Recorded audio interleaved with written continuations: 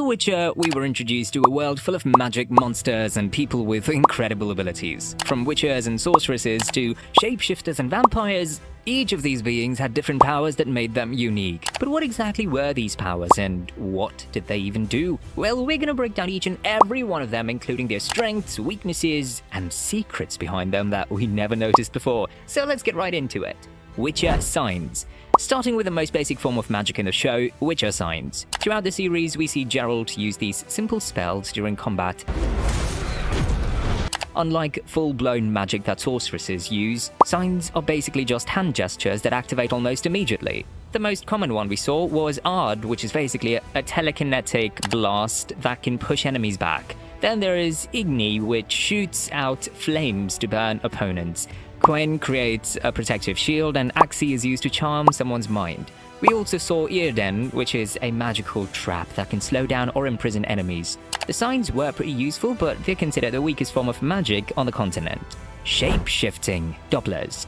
One of the more interesting abilities in the show was shape-shifting, used by creatures called Dopplers. From what we saw, Dopplers can transform into any person or beast they've encountered as long as the body weight is similar.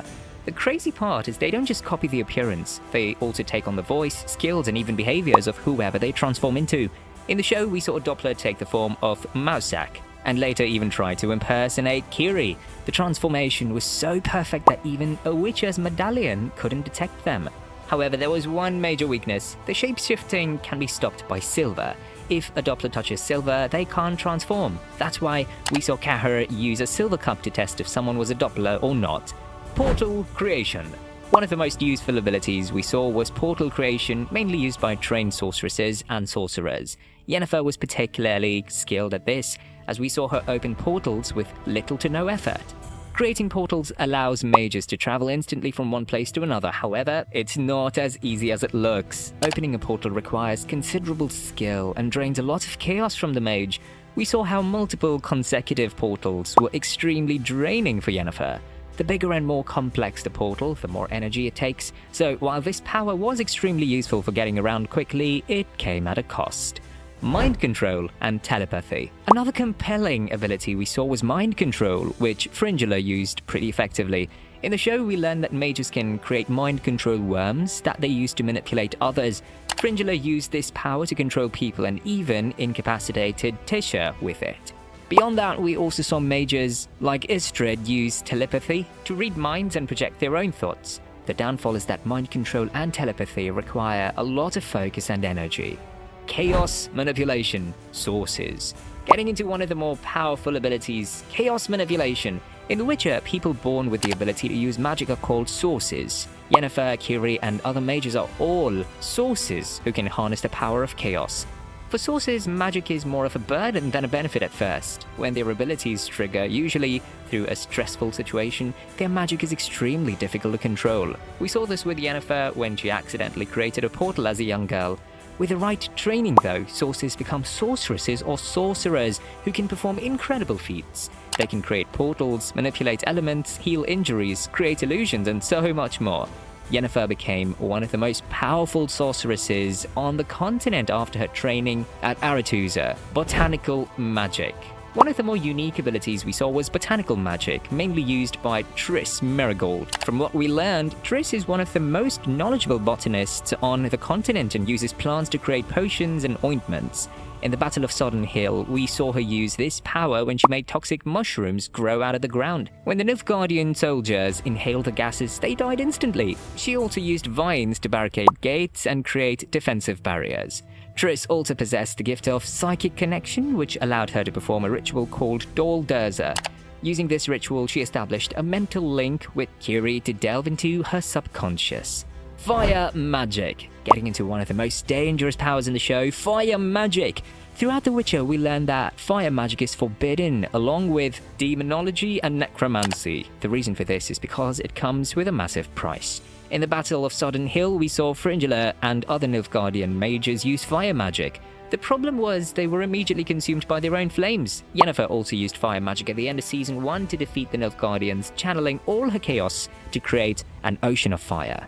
The price she paid was losing all her magic. She became powerless throughout Season 2 because of that sacrifice. Using fire magic can also corrupt the user over time, so while it is incredibly powerful, the consequences are severe. That's why it's forbidden. Lightning magic. Another powerful spell we saw was lightning magic, specifically Alzur's Thunder. This spell was used by Tisha during the Thanid coup, where she realized Aretusa would fall unless drastic actions were taken. Alzur's Thunder is a spell of last resort that summons a massive storm of lightning. It's one of the most powerful spells a mage can cast, but it drains them completely. After Tisha used it, her hair turned completely white and she was significantly weakened. The effort of summoning such a powerful spell could even kill the caster. Lightning magic is extremely powerful, but like fire magic, it requires a huge sacrifice. Elder Blood powers Kiri. Getting into one of the most mysterious and powerful abilities in the show, Elder Blood. Kiri possesses the power because of her lineage, and it's the reason why everyone is so desperate to capture her. From what we saw, Kiri can unleash powerful screams that shake entire rooms and knock people back. These screams happen when she's stressed or in danger. She also has visions of the future, though she doesn't have full control over them yet. As the show progressed, we learned that Kiri's powers are far more extensive. She has the ability to travel through time and space, which is why she could use the Tower of Tortalara to open a portal to the Korath Desert. Her powers can also release pure chaotic energy. The scary part is Kiri has no control over her abilities yet. With proper training though, she could become one of the most powerful beings on the continent. Pyrokinesis. Another ability we saw was Pyrokinesis, which was mainly showcased by a character named Rience. From what we learned, Rience is a frequent user of fire magic and can summon and manipulate flames at will. We saw him use this power multiple times, creating circles of fire to trap his opponents and burning people with his flames. The downfall of using Pyrokinesis so much is that it requires sacrificing something. In Rience's case, he paid the price by sacrificing his soul. Eventually, his use of fire magic caught up to him when Geralt decapitated him. Advanced Combat Magic, Vilgefortz. Getting into one of the more unique powers, Advanced Combat Magic.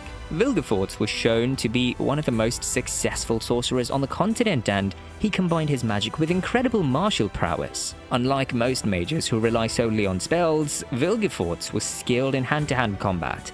We saw this when he easily defeated Geralt in a fight, breaking his sword in half and beating him to a pulp. Vilgefortz could use magic to enhance his physical abilities and return his sword to his hand when disarmed.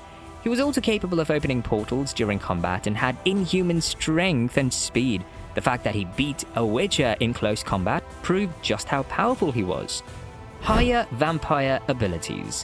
One of the most powerful and terrifying creatures in The Witcher are higher vampires. From what we learned, these beings are nearly immortal and possess incredible abilities. Higher vampires can appear completely human, which allows them to blend into society. Even a Witcher's medallion won't detect them. They're supernaturally fast and agile, can transform into a giant bat, become invisible, and use their gaze to mesmerize victims or put them to sleep.